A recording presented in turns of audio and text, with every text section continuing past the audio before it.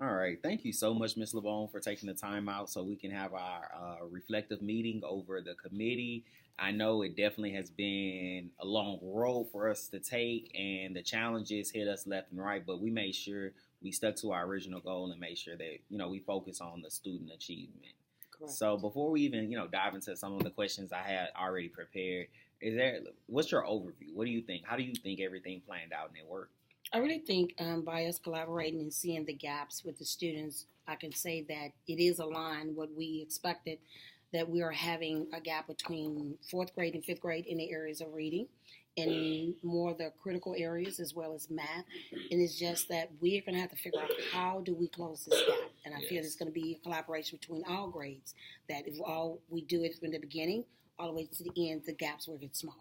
Man, definitely. I can agree with that because for myself in my previous years and being and working in different grades, that's one thing I saw as well. When I started off in first grade, I saw that, hey, there was a gap between kinder Wow. and what they expected for the kids to know on day one of first grade. But a lot of the curriculum and the alignment that the districts place on it, they don't pay attention or even take into consideration of the material that the kids may lose over the summer. Correct. So a lot of that we definitely have to break down and, come back into and collaborate with one another so we can make sure that these kids aren't falling through the cracks and they're not set up for failure, because we want to make sure that everybody's set up for success. So we know to start off with the committee and everything, I reviewed the data first and I analyzed the STAR results, their snapshots, and the main thing is Renaissance 360. Mm-hmm. So we started off with the BOI, then we have the MOI, and then the EOI. Correct. At the BOI, as we seen, overall, the school did pretty decent, but for fifth grade, we definitely did notate that there was 22 students who was labeled under urgent intervention. And to have 22 students out of 75, that's a lot. That's close to about almost 40%. So to have that, and that's why our main focus over the committee was to focus on the fifth grade and to look and see where those gaps were, potentially if it was in fifth grade data or if it was a gap in between the fourth grade to fifth grade data. So the first question I actually have for us today is, with the start of the committee, I reviewed the data for the fifth grade reading and noticed that the number of students under the urgent intervention label were extremely high, as I just said. Mm-hmm. Do you believe that this data was a direct representation of the students' achievement thus far in school? Absolutely. I do believe the data was a direct implementation of the student success here at Frost because, as you stated before, we noticed that there's so much of a gap. And if those gaps, again, we keep reiterating these gaps, because it's something we have to focus on to see how do we close them, because we shouldn't have that many kids. So our information that we presented, it was exactly what is going on at our school. Okay, so definitely, I did notice that as well. I can say on probably about five of the students who had tested actually on the STAR exam, they only did not meet. But then when they did the Renaissance on the first time, they actually got on watch. Mm-hmm. Yeah, they were on watch. And so for that, like when it comes to the students that are on watch, that's only they're only required 90 minutes of intervention time. So those aren't ones that I'm not gonna say we're not focused on them, but those aren't the ones that are under our urgent intervention. But another thing I did notice as well, the snapshot and the STAR assessment actually they aligned with one another. I don't know if you paid attention to that, to like the data from the STAR for the kids who met masters mm-hmm. and everything, and then to the ones who didn't achieve the same goal on the district snapshot. Did you realize that as well? Yes, they're pretty much aligned because you have to understand that the snapshot is getting us ready for the actual STAR exam. Correct. So when they implement these snapshot, it's basically an overview of what you're about to see. They break it down in segments, which I like that. But mm-hmm. the kids who normally do well on the snapshot, they're really doing well on the STAR because they are in line to tell us exactly what TEKS are to be met and give us numerous of examples of how to implement this in our daily lessons. Hey, yes, indeed. I'm happy that you were able to take that because that was the same takeaway I had from it. So the next thing I want to know is, do you believe the gaps in between the curriculum plays a major part in the students not being successful for the BOY, which is the beginning of year Renaissance 360 testing?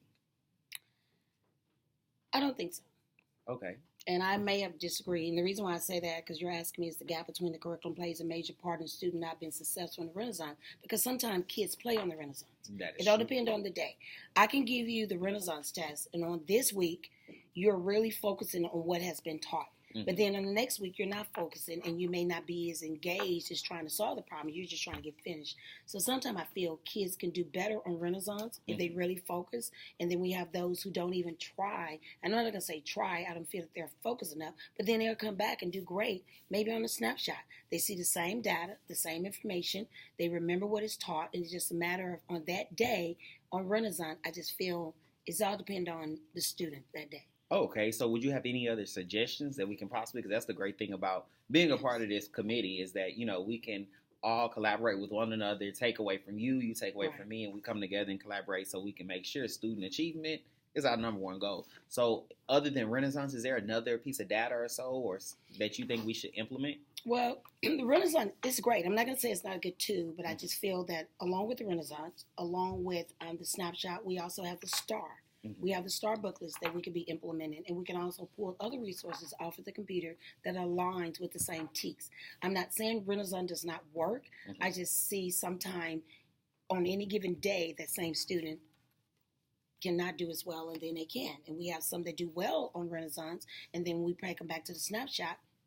They're not aligned again with what we feel where they should be. Wow, that is literally, and I smiled throughout because the things that you were stating are literally the same notes I have here because I have also seen and looking over and reviewing data from our school to our, Bastion Elementary to Caldwell to comparing the different schools, and these are the same things that they had talked about when we have our different meetings. Yes. So I really do love that your insight on that. So, do you believe that the implementations and new resources will be enough to prevent future students from falling behind and not placed on grade level? Yes, I do. Because I feel, and I'm 100%, with the new information they gave us, it's no way possible we shouldn't be able to reach our kids. Because even with the HML, which is one of our newest programs for reading, it is so many ways in the interventions that it can give us. There's so many ways that we can help these students using the information they give across from the beginning of the woodworks all the way to the comprehension. They give us so much other information we can use in other subjects such as math, such as science, such as social studies. So I do believe with the new material that they're giving us, we can close this gap and we can make a difference with our students if it is done correctly, if we're implementing it. I do believe that wholeheartedly. Hey, definitely. I believe in that. Yes. I do. Okay, so that's perfect because when literally looking out for and trying to find new resources so we can make sure we can help these different fifth graders who need this. Yes. That was my main focus, to be sure that it was aligned, to be sure that it closed the gaps, to be sure that it would, I guess, motivate the students and the students were very engaged in it. Because textbooks, sometimes they just like, oh, it's just an old another textbook. But we want to be sure that this is something that our students are passionate about just as well as our teachers, as well as yourself. So that's great. So the next thing is, what is the biggest takeaway that you gain from being a part of this committee? Being that the students are getting the support that they need, do you believe that the teachers are now on one accord with the goal of student achievement? I do, because when we collaborated as a group, as a team, one thing we all agreed on is that we have to close this gap. Yes. Somehow, some way. We are looking at the data and we're becoming more aware of what needs to be done and what we have to do. So I believe that the collaboration, everybody's seeing the data in front of them. No one has any gray area of what we expect out of us, what we expect out of the kids. Teamwork, we can get it done. It's great. Hey, that's great. Because that was one of the things I definitely did enjoy the most was having everybody collaborate with one another. Because at the end of the day, we're all here for the ultimate goal. And if we can have, the same vision, and your process may not be the same as Ms. Villarreal's process, but you all can collaborate together, and greatness is made from it. So that's collaboration is the key. Okay. So another thing is, pretty much one of the first things we did in the committee was we had to set goals. So the question states, were accurate and reachable goals set for students to achieve with the support of the committee and teachers? Yes, I think they were, because based on where the students are, we know that the goal may not be drastically changed.